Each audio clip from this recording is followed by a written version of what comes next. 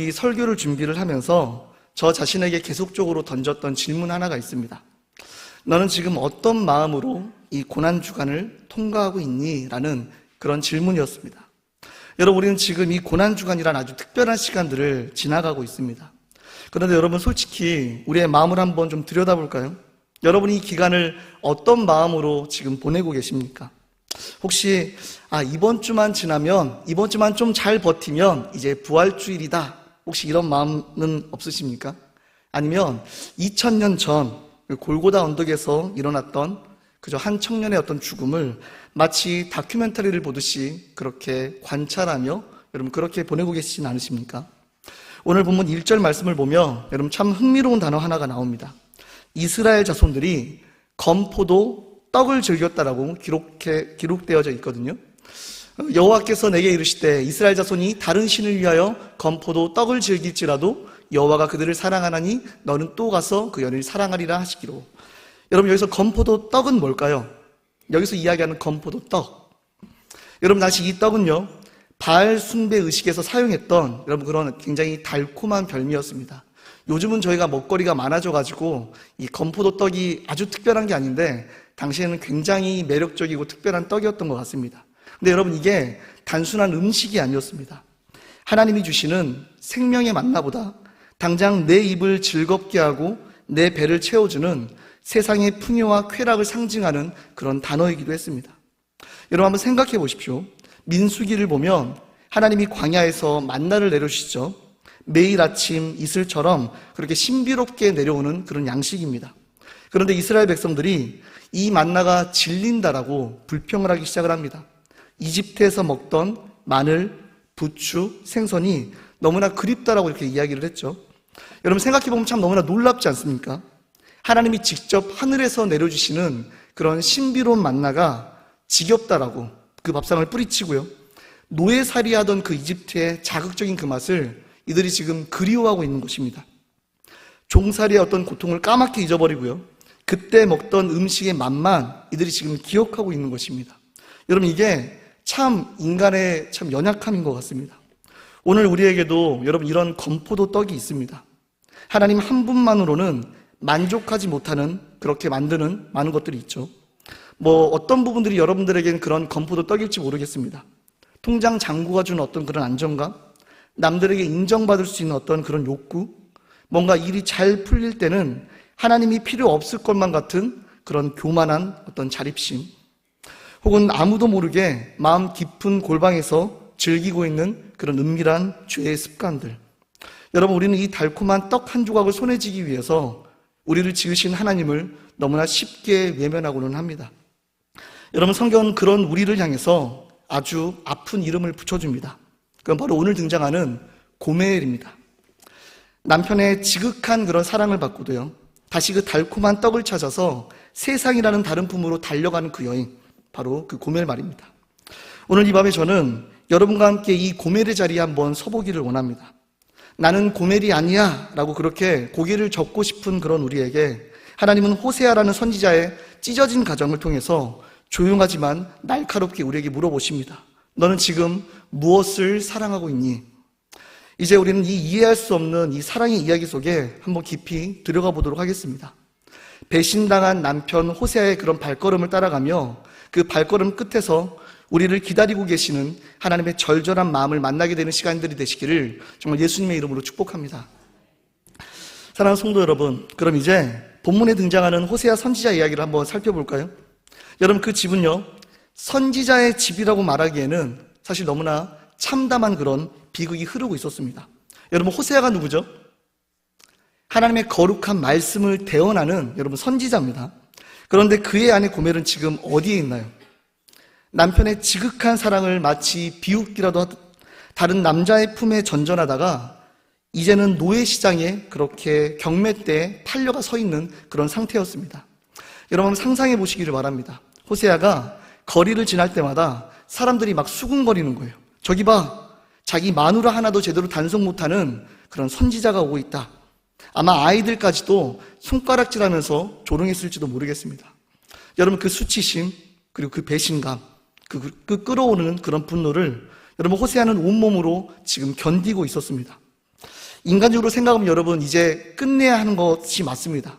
내가 이만큼 참았으면 됐다. 이제 너 갈 길대로 가라 하고 이렇게 이혼 도장을 찍는 게 여러분 상식처럼 여겨지죠. 그런데 오늘 본문 1절에서 하나님은 호세아에게 정말 너무나 잔인하리만큼 뭘 인정해 보이는 그런 명령을 내리십니다. 우리 함께 읽어보겠습니다. 시작. 여호와께서 내게 이르시되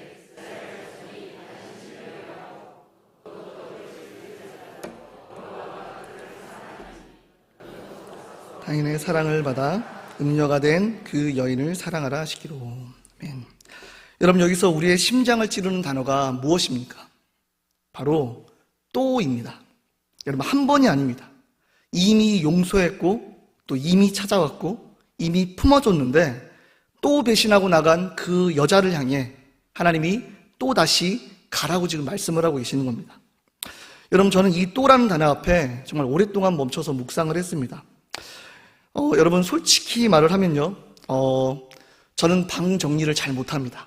네, 너무 뜬금없죠? 그래서 아내에게 이 이야기를 한두 번 들은 게 아닙니다. 결심도 해보고 다짐도 해봤는데 여러분, 이상하게 잘 안 되더라고요. 어쩔 수 없습니다. 어렸을 때부터 그랬더라고요. 맨날 이제 양말 다 똑같이 벗어놓고 너가 어디를 다녔는지 내가 다 알겠다, 그렇게 항상 어머니가 이야기를 하셨는데 여러분, 그게 잘 안 됩니다. 그래서 오늘 아침에도 아내에게 혼나고 나왔습니다. 방 정리를 왜 이렇게 안 하냐. 여러분, 제 장점은 참 긍정적인 건데요, 문제는 제 자신한테도 너무나 긍정적입니다. 잘못을 해도 다음에는 더 잘하겠지 라고 그냥 그렇게 생각을 해버리는 겁니다. 여러분, 이게 다른 사람들한테는 조금 좋은 성격으로 비춰질 수 있겠는데 여러분, 아내에게는 얼마나 속이 터지는 어떤 모습이겠습니까? 여러분, 우리 사실 제가 이런 모습을 갖고 있기 때문에 사실 저희 아이들에게 잔소리를 할 자격이 사실은 없습니다. 사실 작은 습관도 제대로 바꿀 수 없기 때문에 그렇습니다. 여러분, 그렇다고 저의 이런 잘못된 습관을 저희 아이들에게 말하지는 마시기를 바랍니다. 아버지로서의 권위가 좀 떨어지기 때문에. 여러분, 근데 여러분, 오늘 아침에 그렇게 혼나고 또 나오다가요, 문득 이런 생각이 들었습니다. 고멜이 딱 이랬겠구나. 이번에는 진짜 안 그럴게 하고 그렇게 나갔다가 또 그게 저고 그게 고멜이고 사실은 그게 우리의 모습은 아닌지 한번 돌아보게 됩니다. 여러분, 교회 안에 우리의 자신을 한번 돌아봤으면 좋겠습니다. 내가 또 실수했어. 또 같은 죄를 지었어. 또 하나님 앞에서 내가 무릎 꿇고 있어. 여러분, 그래서 어떤 분들은 이런 생각을 하기도 합니다. 하나님이 이런 나를 정말 또 용서해 주실까? 이번엔 내가 너무 심한 것 같은데. 하지만 오늘 하나님이 호세아에게 하신 그 말씀이 여러분 바로 우리에게 향한 그 대답임을 여러분 기억하시기를 바랍니다. 또 가서 사랑하라, 이렇게 말씀을 하시는 겁니다. 하나님의 그 사랑에는 여러분 횟수의 제한이 없습니다. 여러분, 주님이 베드로에게 말씀하셨던 것이 기억나십니까? 70번씩 7번을 용서하라고 그렇게 말씀을 하시죠. 여러분, 계산을 해보면 몇 번이죠? 490번 정도 됩니다. 여러분, 근데 이 뜻이 490번만 용서하라는 말이 아니라는 걸 여러분 다 알고 계시죠? 그만큼 제한 없이 용서하라는 말입니다. 여러분, 그 말씀을 하신 분이요, 정작 자신은 그저 한두 번 그렇게 용서를 하시고 말아버리실까요? 여러분, 그게 아니라는 말입니다. 하나님은 지금 이 또라는 단어 안에 당신의 그 지치지 않는 그 사랑을 담아서 우리에게 지금 보여주고 계시는 것입니다. 여러분, 여기서 잠깐 성경의 다른 장면을 한번 떠올려 보기를 원합니다. 탕자의 비유입니다. 아버지의 재산을 미리 받아 챙겨서 먼 나라로 떠나버렸던 그 아들. 여러분, 그 아들이 거지꼴로 되어 돌아왔을 때 여러분, 아버지가 어떻게 행동하셨죠? 성경은 이렇게 기록을 합니다. 같이 한번 읽어보겠습니다.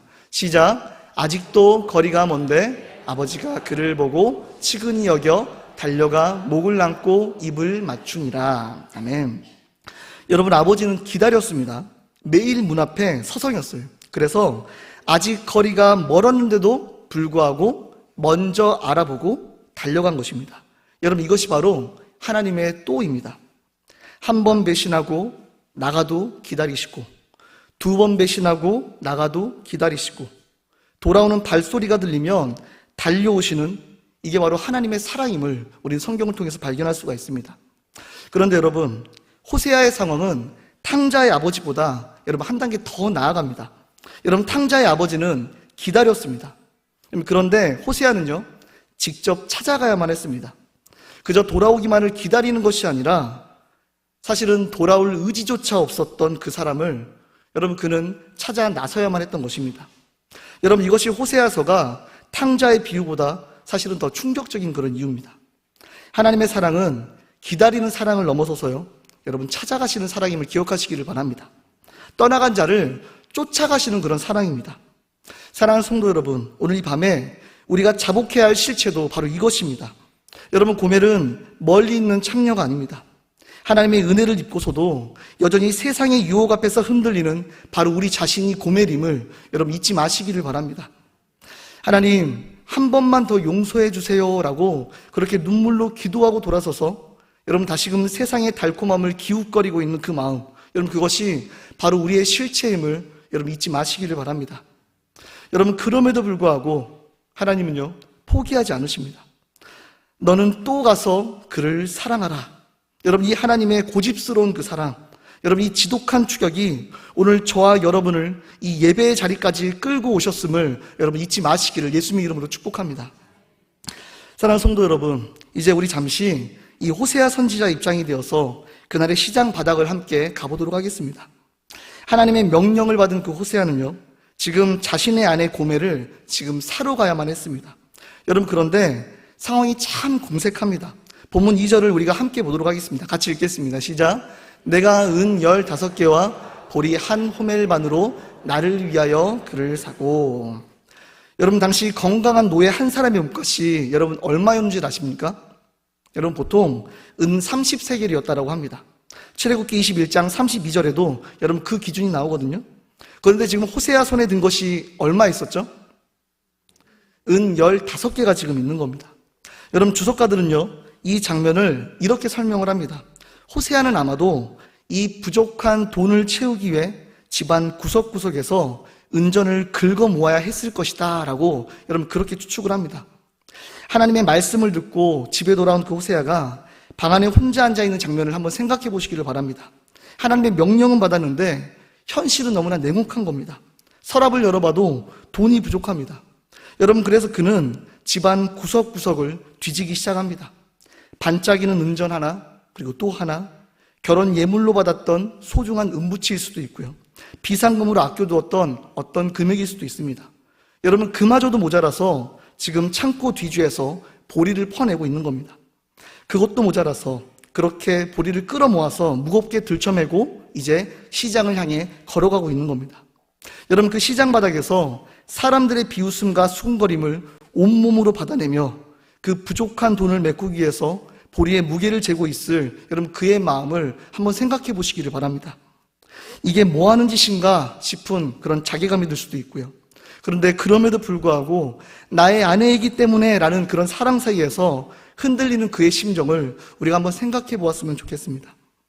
여러분, 그는 아무 조건도 달지 않고요, 아무 질문도 없이 여러분 이 말도 안 되는 명령에 순종을 했습니다. 여러분, 왜 그랬을까요? 왜냐하면 고멜은 스스로는 도저히 빠져나올 수 없는 정말 깊은 죄의 빚더미에 앉아 있었기 때문입니다. 누군가는 대신 갚아주지 않으면 결코 안 되었었기 때문에 호세아는 마땅히 그 대가를 지불해야만 했던 것이었습니다.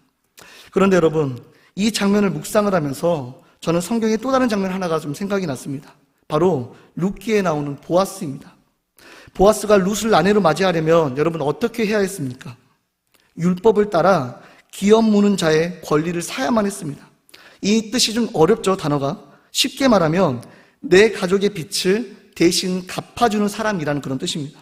룻기 4장 말씀을 보면요, 보아스는 성문에 앉아서 성읍 장로 10명을 세워놓고 공개적으로 그 값을 지불하고 룻과 나오미를 샀다라고 기록을 하고 있습니다.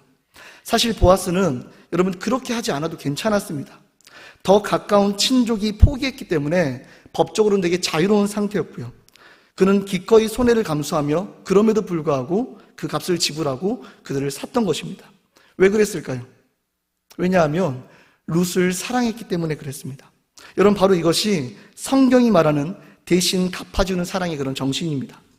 이미 남의 손에 넘어가 버린 그런 소중한 것을, 내 소중한 것을 다 내어주더라도 반드시 다시 되찾아오고야만 하는 그 고집스러운 그런 사랑 말입니다. 호세아가 은정과 보리자루를 짊어지고 시장에 간 것도, 그리고 보아스가 공개적으로 그렇게 값을 치는 것도 여러분 결국 같은 이야기인 것입니다. 그리고 이 모든 이야기의 완성은 바로 갈보리 언덕 위에서 일어나기 시작을 합니다. 여러분 몇 년 전에 제가 한 다큐멘터리에서 인상 깊었던 인터뷰를 본 적이 있습니다. 마약 중독으로 수십 년을 거리에 떠돌았던 한 남성이 드디어 재활에 성공했다라는 그런 인터뷰였거든요. 여러분 그에게 찾아가서 기자가 물었습니다. 그 긴 세월 동안 당신의 어머니는 어떻게 하고 계셨습니까? 그러자 그가 울먹이면서 이렇게 말을 하는 거예요. 어머니는 제가 감옥에 갈 때마다 보석금을 마련하고 다니셨습니다. 저는 3번이나 감옥에 들어갔는데 3번 다 어머니는 나에게 그러셨습니다. 주변에서는 다들 포기하라고 이야기를 했는데 그럼에도 불구하고 어머니는 나를 포기하지 않으셨습니다. 그래서 어머니에게 왜 그렇게까지 하십니까? 라고 그렇게 물어보자 어머니가 이렇게 대답을 해달라는 겁니다. 그래도 내 아들이잖아요. 그래도 내 아들이잖아요. 라고 이렇게 인터뷰를 했다라고 합니다. 여러분 저는 이 인터뷰를 보면서 정말 마음에 많이 깊이 남았습니다. 그래도 내 아들이잖아요. 라는 그 말. 하나님이 우리를 보실 때 하시는 말씀이 여러분 바로 이런 것이 아닐까요? 그래도 내 자녀잖아. 그래도 나의 신부잖아. 여러분 주님은 우리의 자격이 있어서 값을 치는 게 아님을 여러분 기억하시기를 바랍니다. 우리가 가련해서 우리를 사지 않으면 안 될 만큼 우리를 사랑하셔서 자신의 전부를 다 던져내 주시는 것입니다. 여러분 그런데 그 전부가 어느 정도인지 여러분 혹시 아십니까? 호세아가 고멜을 사기 위해 집안을 싹싹 긁어서 은전을 모으고 보리 자루까지 그렇게 짊어졌듯이 하나님은 우리를 되찾기 위해서 자신이 가장 소중한 것 독생자 예수 그리스도를 온전히 다 쏟아 부으셨다라는 것입니다. 적당히 값을 치르셨다라는 것이 아니에요. 더 이상 내어줄 것이 없을 때까지, 남은 게 하나도 없을 때까지 여러분 그렇게 전부 다 쏟아내신 것이 바로 십자가의 사랑이라는 것입니다. 여러분 십자가는 바로 그 사랑의 증거입니다. 말로만 하신 게 아니라 하나님이 죄인된 우리를 다시 얻기 위해서 자신의 전부를 남김없이 쏟아부으심으로 온 우주 앞에 도장을 찍으신 그런 사랑의 선언임을 여러분 꼭 기억하시기를 바랍니다. 오늘 이 밤 그 호세아의 떨리는 그런 손에 쥐어진 그 부족한 은전들과 보리자루를 생각을 하면서 우리의 마음을 한번 돌이켜 보았으면 좋겠습니다. 나는 왜 주님의 그 비싼 핏값으로 우리가 이렇게 구원을 받았음에도 불구하고 여전히 세상의 즐거움에 그렇게 따라가고 있는가? 여러분 이 정직한 질문 앞에 서서 우리를 사기 위해 전부를 던지신 그 압도적인 은혜 앞에 우리 자신을 온전히 내려놓는 시간이 되실 수 있기를 예수님의 이름으로 축복합니다. 사랑하는 성도 여러분, 호세아가 그 부족한 은전과 보리자루를 쏟아붓고 드디어 이렇게 고멜을 샀습니다. 여러분 그럼 이제 고멜은 자유일까요? 여러분 아닙니다. 호세아는 고멜을 집으로 데려와서 아주 엄격한 제한을 둡니다. 본문 3절을 함께 보겠습니다. 같이 읽겠습니다. 시작. 그에게 이르기를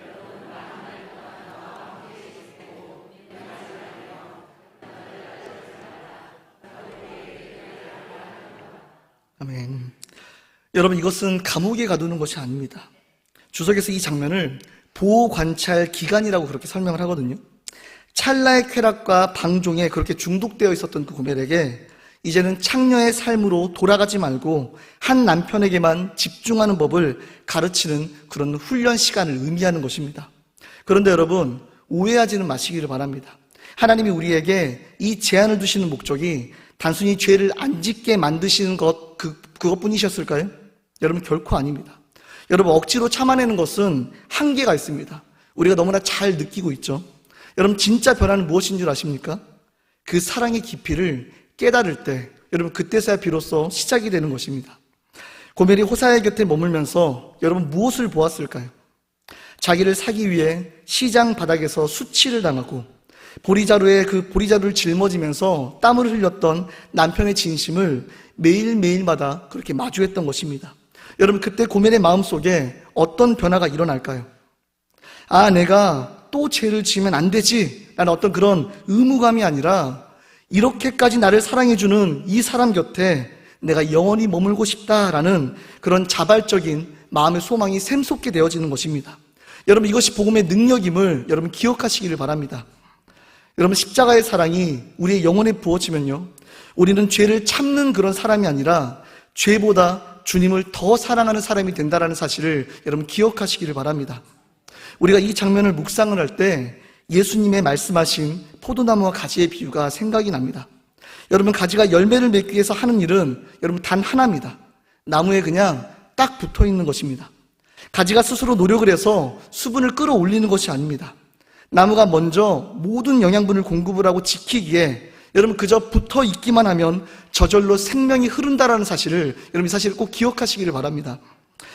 여러분, 여기서 우리가 주목해야 할 가장 아름다운 약속이 있습니다. 바로 3절 말씀에 나오는 나도 내게 그리하리라 라는 그 말씀입니다. 여러분, 호세아가 고멜에게 너만 잘해 라고 그렇게 요구하신 것이 아닙니다. 나도 너에게 신실하게 머물겠다. 내가 먼저 너를 떠나지 않고 너의 곁을 지키겠다라고 여러분 그렇게 지금 약속을 하고 있는 것입니다. 사랑하는 성도 여러분, 이 호세아의 약속이 오늘 우리에게는 어떻게 성취되었는지 여러분 혹시 아십니까? 바로 우리 안에 거하시는 성령님을 통해서 그것이 성취되고 있는 것입니다. 주님은 우리를 핏값으로 사신 뒤에 여러분 우리를 결코 방치하지 않으셨습니다. 나도 내게 그리하리라 라고 하신 그 약속대로 성령으로 우리 안에 들어오셔서 우리 곁을 떠나지 않으시고 우리를 지키고 계신다는 사실을 여러분 꼭 믿으시기를 예수님의 이름으로 축복합니다. 우리가 다시 세상의 건포도의 떡으로 손을 뻗으려고 할 때 여러분 성령님은 우리 안에서 그 십자가의 사랑을 계속적으로 일깨워주고 계시는 겁니다. 얘야, 너를 위해서 전부를 던진 그 사랑을 기억하렴. 주님의 품이 너가 있을 가장 안전하고 행복한 곳임을 너가 꼭 잊지 말기를 바란다라고 성령님은 오늘도 우리의 마음 가운데 말씀하고 계시는 것입니다. 여러분, 성령님은 우리가 억지로 참는 것이 아니라 주님의 그 사랑에 취해서 자발적으로 주님 안에 거하기를 소망하도록 우리의 마음과 생각을 날마다 지켜가신다는 사실을 여러분 꼭 기억하시기를 바랍니다. 여러분, 오늘 우리에게 주신 이 고난주간은요, 여러분 우리를 억압하는 그런 시간이 아닙니다. 나를 향해 그 지독한 그 사랑 안에 성령님과 함께 기쁘게 머무는 그런 축제의 시간임을 여러분 기억하시기 바랍니다. 여러분, 주님은 우리를 사기 위해 자기의 전부를 던지셨고요, 이제는 우리가 다시는 망가지지 않도록 성령을 통해서 우리의 곁에 머물며 우리를 지키고 계십니다. 여러분, 이번 이 고난주간 내 의지로 죄를 이기려고 애쓰기보다 여러분 내 안에 계신 성령님이 가르쳐 주시는 그 사랑에 여러분 한번 머물러 보시기를 바랍니다. 주님, 제가 주님 안에 있고 싶습니다 라는 그런 자발적인 항복이 터져 나올 때요, 여러분 우리는 비로소 죄로부터 진정으로 자유해지며 주님과 동행하는 기쁨을 누릴 수 있게 된다는 사실을 여러분 꼭 믿으시기를 예수님의 이름으로 축복합니다. 사랑하는 성도 여러분, 이제 말씀을 정리하도록 하겠습니다. 여러분, 오늘 이 밤에 우리는 고난주간의 한복판에서 주님 앞에 모여 있습니다. 여러분, 그런데 한번 솔직하게 고백을 해볼까요? 우리는 여전히 한쪽 손에 그 달콤한 건포도 떡을 여러분 꼭 붙잡고 있지는 않으십니까? 주님께 돌아왔다라고 말은 하지만 여러분 마음 한구석엔 여전히 세상의 안락함과 은밀한 즐거움을 포기하지 못한 채 이 자리에 앉아 있을지도 모르겠습니다. 그런데 여러분, 참 놀라운 사실이 있습니다. 하나님은 우리가 그 떡을 다 내려놓고 온전해졌을 때 찾아오신 게 아니라는 사실입니다. 우리가 여전히 부끄러운 모습으로 노예 경매대에 서 있을 때 우리를 다시 얻기 위해 당신의 전부인 예수 그리스도를 십자가의 통째로 쏟아부으셨다는 사실을 기억하시기를 바랍니다. 그런 우리를 다시 찾아오시고 다시 사랑하셔서 그 비싼 값을 지불하고 하나님의 자녀 삼아주셨기에 오늘 우리가 이 자리에 함께 모여 하나님을 예배하고 있었다는 사실을 여러분 꼭 기억하시기를 예수님의 이름으로 축복합니다. 성도 여러분, 주님은 오늘도 우리에게 말씀을 하십니다.